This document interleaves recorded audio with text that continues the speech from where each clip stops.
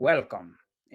Before we listen to Courtois, who, above all, spoke the best after the match, along with Mourinho, and the whole Vinicius issue and so on, and the reactions after this first victory for Real Madrid, let me show you this, which is the goal by Espanyol. because when we all thought, myself included, that it should have been Valverde who was supposed to cover the player, Calatrava, who maybe should have been sent off after, in the third minute, kicking him in the back of the ball to Vinicius. Hey, with Espanyol, it always happens to us, a guy who should have been sent off, or at least should have gotten a yellow card. And with the second one, at the start of the second half, for that tackle on Carreras. Although this is in the first half, he's the one who later scores the goal against us, right? This time, luckily, we won. Well, of course, we all thought it should have been the Uruguayan who covered Calatrava, who was the one that came in and finished from the penalty spot. But, and thanks to the tweet from this Twitter user, I'm going to say the name. His name is C. Ortegarm. I realized something that, of course, many times we get confused by a specific frame, by a snippet of from a moment of the play in motion, from a play that is longer and has more implications. And above all, the defense of a team is not just you had to cover this guy, I had to cover that one, and so on. No, it's a collective movement. It's a job that has to be done as a team. And if something fails, if any link in that chain fails, well, what happens, happens. And Mourinho and Real Madrid have a lot of work ahead of them because of the bad habits the squad has to get rid of those bad habits naturally and to be, from a defensive point of view, also from an offensive one, although creativity plays a bigger role there, but especially from a defensive standpoint, to be a perfect machine, to have automatisms. Hey, we've seen who won the last World Cup, how they defend with the ball, but also when they didn't have the ball. And in soccer, is defense more important than offense? And him? And now? And that's where we're bleeding. We've been bleeding in recent years. It's a disaster. We're a mess. And Mourinho is going to have a lot of work, a lot of work. The other day, he said in a press conference that for now, he hasn't had any problems with defensive concepts, no problems at all, talking about the forwards, whether they come back to defend or not. But let's look at the end of this play because something important happens, and is that the forward isn't where I think he should be. he's a player we're going to defend in this video. Naturally, for other reasons. Yes, it's Vinicius, but in other sporting matters, well, what can I say? Anyway, I can't show the whole play, you know? Well, here it's Valverde who's telling Carreras to mark this man, and Carreras is the one closest to him. But we're going to see it more clearly. Of course, yesterday I was watching here and I thought, damn, if it's a guy who's going to attack the penalty spot, who comes in from the edge of the box, it should be Fede Valverde's job and not Carreras, especially because Carreras will leave a lot of space behind him. Because he sees that there's no way that ball is getting to Espanyol's right winger, right? Anyway, from here, look, Carreras takes up what should theoretically be the left back's position when defending a play like this. But of course, you're leaving a guy there at the penalty spot. But as I said, all eyes were on Valverde. Look here, it's Carreras who's with him. It's Carreras who's with him. When, by the way, with Konate, he had lost his position. Then he gets it back. He does something strange. There with Konate, who had a good game, he started strong and then faded, but he had a good game. But there are some defensive concepts that maybe need to be reviewed a bit with the central defender. But anyway, the point is that in the end, he manages to recover his position. Carreras, of course, what the Espanyol attacker does is he moves a lot. He gets away from him. Is not the one who's going to finish the play. It's not that Calatrava who was with Carreras. He moves to the edge of the box and then another one appears. And that's when Valverde tells him, you mark this one. Of course, Valverde is telling him to cover Calatrava's run. If we go back to the beginning, here, what I see is that Valverde should have also understood that if what he wanted was to protect the edge of the box, the D, where a runner from deep could arrive, or that the pass would go precisely there to try to block the shot from an Espanyol player who was alone.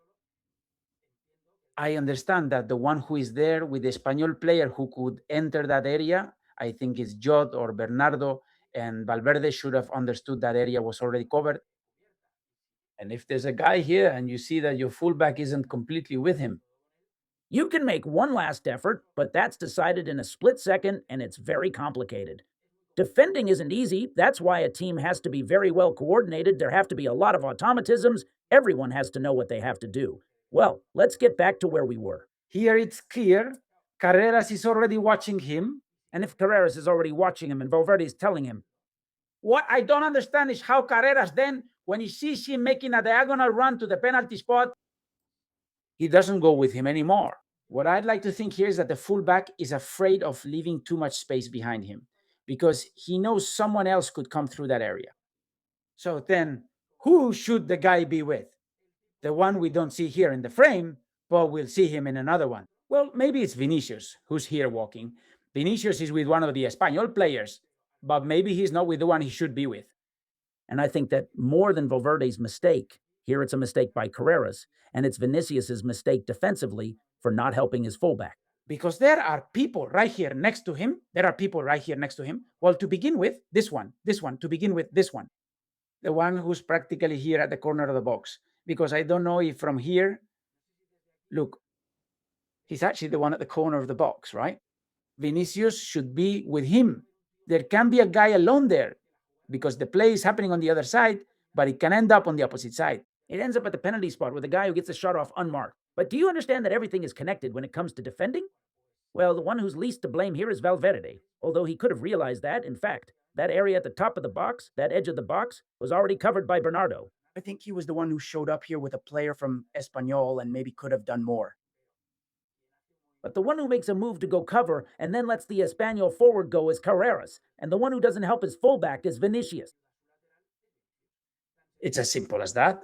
I understand that if we see this, Mourinho sees it first. And this is going to change, hopefully. Well, let's move on now to the topic of reactions. This is Courtois being asked about the tweet. This tweet from Espanyol is unbelievable. Seriously, it's incredible. I mean, Espanyol goes and says this during the match. I think it was, how many dives does it take before they give one? The second yellow card is for a friend referring to Vinicius flopping and all that, and that they should give him the second yellow card. And you say it's incredible. There are people here who actually answer, well, starting from, I mean, since when? So what they did to Carreras isn't a yellow card, and what they did to Vinicius at the start of the match isn't at least a yellow, or maybe even a red, right? And besides, we've been dealing with this for years, from a couple of years ago, like what Romero did to Mbappe, who, by the way, ended up scoring the goal in that loss against Espanyol and so on. I mean, it's unbelievable. It's unbelievable that Espanyol complains about this, right? And this guy, the one who fouled, shouldn't have finished the match. And he was the one who scored the goal against us. Well, about that tweet from Espanyol, Courtois goes and says this, as I've always said, he's the one who should be the captain of Real Madrid. Although, well, the fact that he's a goalkeeper makes it tough. Look, Areola, in Liverpool, I couldn't give the captain's armband to Alisson because they say if there's a complicated play in the opposing area, it's harder for a goalkeeper to go there. I mean, I get it. For that, I think there should be a second player designated or the referee. The rules should allow a second player to act on behalf of the goalkeeper if he's the captain and he's on the opposite side of the field. But, well, I understand that the captain has to be a field player, not the goalkeeper. But come on, the guy with the most smarts in this locker room, the guy who speaks the best and who should be a captain. Me, without a doubt, it's Courtois. He said this about Espanyol's tweet.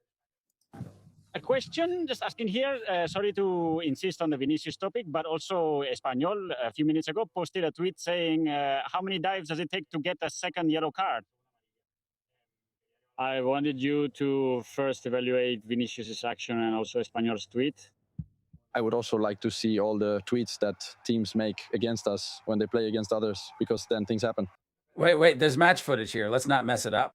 It gets lost among other things and you don't see any tweets only against us. And second, if we're talking about that rule, Palace should have been sent off earlier. The kick to the back, the yellow card with Vini, first foul, second half running. If he didn't have a yellow, the referee would have given him a yellow for sure. So, well, in the end, first you have to look in the mirror and see what happens in a match with your players.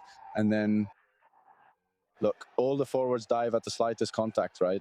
I think Vini felt some contact, went to the ground, and there I think the referee did well, but like I said, it's very easy to look after your own side, but no, you have to look when your own players could also be sent off. Of course. It's just that, of course, they were asking for Vinicius to be sent off with a second yellow card for diving in that play where it's not enough for a penalty because the defender from Espanyol does it very well. For example, the one they did to Dumfries in the first half, which was a grab, that's a penalty. It was understood that if there was contact, and there was slight contact, he stretches his arm a little, which a defender should never do, but I can understand that in the end that's not a penalty because he puts his arm on him a bit, but he doesn't push him. It looks like he makes the gesture of pushing him. All of us watching live thought at first that it was a penalty. Then you see the replay and you think it's a bit borderline. Although if the referee calls it, you just have to accept it because what is a defender doing pushing the forward? Damn it. Anyway, I mean, it would have been incredible if Vinicius, if that action had been considered contact and they had given him a yellow card, right? I think the referee also understood that that's never a yellow card because there is contact, even if it's not strong enough. Well, the thing is that Courtois responds to that, and he responds well. And there are more statements here from the Real Madrid goalkeeper. This is about the tweets. What we just saw. Just a moment, because I have it. Well, there's another important thing about the reaction. It's SPI's joy with Mourinho and Mourinho's joy too. He was really happy yesterday. I said it in the video I made with my son about the league predictions. I say that Madrid is going to win this league because they are hungrier than the team that has won the last two. And with Mourinho, here, nobody relaxes. This is the hack with SPI with Mourinho here. Absolutely nobody relaxes. And Madrid has, at least their coach does. I understand.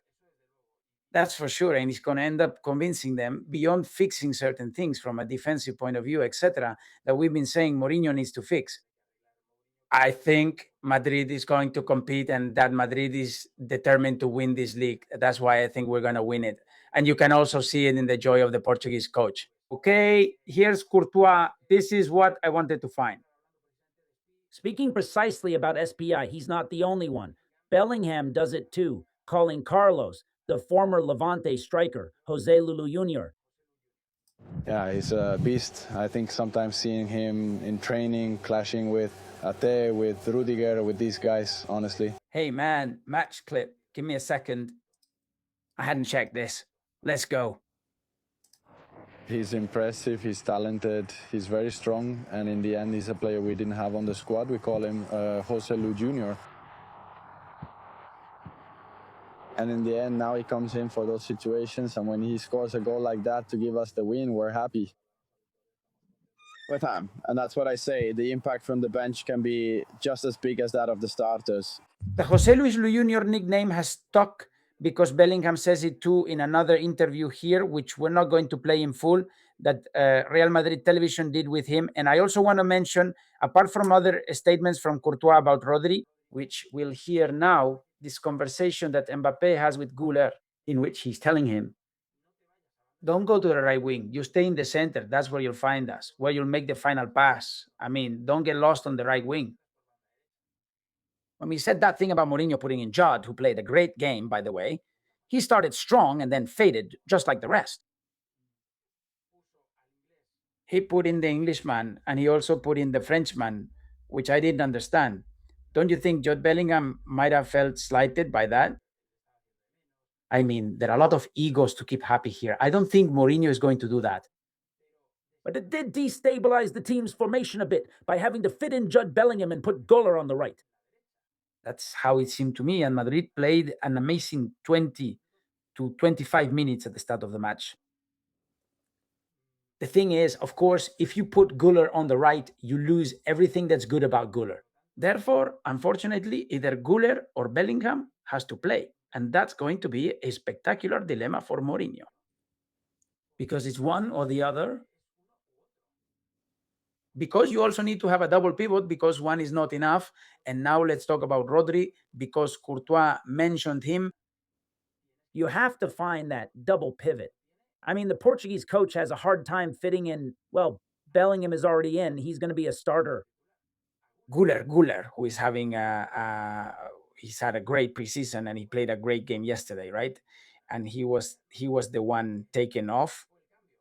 because he didn't dare to substitute Vinicius or because he had his reasons. He never explained them. And then no one asked Mourinho about it. But anyway, this is Courtois talking precisely about what happened with Rodri. Yeah, just a moment. I don't think there are any more images here. Of Unger for this year. And I don't know if you know, but Rodri and Cancelo were also in the same hotel where you guys are staying. How you feel about the fact that in the end, Rodri didn't end up joining Real Madrid? No, every player chooses where they want to be. If he didn't want to be with us, well, it's a shame for him. I don't know. In the end, he's a great player, but he made his choice, and that's it. And that they've been in our hotel. Well, it's big, right? There will probably be a lot of people, and that's it. I don't know. In the end, I don't know what else to tell you. It really caught my attention. Apparently, you were in the same hotel. Rodri and Cancelo, new signings for Barcelona. Cancelo has signed for Bolvasa 7 times until they find a house, until they have a place to stay and all that. And they were in the same hotel as Real Madrid. Wow, what a situation, right? Well, the thing is, he says, it's a shame for him not to have signed for Real Madrid. Courtois was also very good there. And now let's get to the complicated part, right? Which is about Vinicius, to the point that today he scores. This headline is very interesting. Mourinho brings the debate about the Vinicius case to another level. Why? Because he dared to talk about bullying. But haven't we been saying that Vinicius is being bullied by the media? On that show, which the club later gives exclusives to and makes a spectacle of in the stadiums, the people and his colleagues in the profession. But we've been saying this for a long time. The word is bullying. Mourinho dared to say it, and he was fantastic in this statement. Let's repeat it because this is perfect.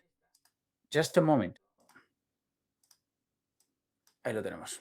Tengo el riesgo de que vosotros vais a meses atrás y a sacar mis palabras. Opponent, I'm Vini. Now Vini is mine. Vini is a saint, but what they do to him is just too much. It starts in the very first minute. I think it's something that's already set. It already has un formato, tiene già un... It's something that keeps happening from one opponent to the next. I hear him, you hear him, then I hear him, you hear him. If I get a yellow card, then you hear him, I go out because I have a yellow. Someone else comes in without a yellow, and then I hit him again. It's a frustration for him. He has to have great emotional control. I talked to him at halftime because obviously I told him, even down to the detail, if you score a goal, be careful with how you're going to celebrate it so you can stay on the field. Because it's tough. We are in a social era of anti-bullying, whether it's from opponents or from the crowd. We have to educate him as much as possible. We have to prepare him as much as possible, and that's it. But in the end, it turned out well. Come on, it's crystal clear and crystal clear. What Mourinho says here really catches my attention. Well, not so much because of who. Because of the media outlet Marca, when Marca says it, it takes on a whole new dimension. Now, if we're talking about bullying, well, bullying. It was all from the first day when they asked Manolo Gonzalez, the Espanyol coach. He denies that one player commits a foul and then another one goes after him. And if he has a yellow card, then he doesn't do it anymore and someone else does it. And they keep making little fouls and more little fouls. If not, he says that he doesn't do it. But come on, does he think we're naive? This is older than football itself, but they only do it to a few players. Vinicius contributes because he knows he gets pissed off. And so they're going to take him out of the game that way. In that sense, I'm the first one to understand Vinicius, that this is really tough to deal with. But at some point, this will have to change. And it's partly the player's job and partly Mourinho's job to convince the player. Look, he convinced him, if you score a goal, watch out how you celebrate, because of course you could get another yellow card. And unfortunately, that's how it is, because Calatrava kicked Vinicius from behind in the 3rd minute. This isn't done by someone who hasn't been instructed to get stuck in, mess with him, whatever, because it's not normal. Damn it, because it's not normal. But anyway, like I said on yesterday's live stream, right? Someone bit Vinicius on the head. One day he gets off the bus, someone calls him monkey, so it always starts against him. He's not the one provoking. What happens is that since this is a constant cycle, it's already assumed that he's the one provoking. Because in the last match, he laughed at so-and-so, as always. there was a provocation towards him first, not the other way around. And since this is a never-ending story, he goes to a stadium where he's never played before, and they don't know him because he's never even been there in person, and they start insulting him and yelling at him, right? But in Spain and outside of Spain, the other day in Helsinki, they already did it, right? In the match against Schalke 04. At some point, this has to stop, and I think Real Madrid could put an end to it, even though they should be the last ones to have to do it. It should be a referee who stops it, not Real Madrid, not Vinicius, not Mourinho, a referee. But since the referee isn't going to do it, because he's part of the system, let's do it ourselves first. I hope this gets resolved this year, and I wish you all the best. Please give this video a like if you enjoyed it, subscribe to the channel, comment, share, hype up the video, please, and I'll see you in the next one. Bye.